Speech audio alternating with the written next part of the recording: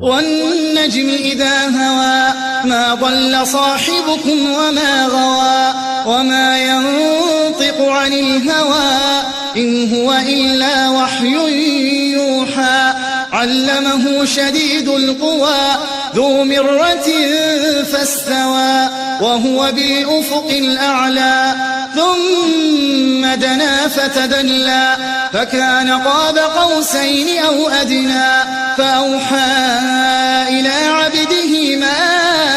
أوحى ما كذب الفؤاد ما رأى أفتمارونه على ما يرى ولقد رآه نزلة أخرى عند سدرة المنتهى عندها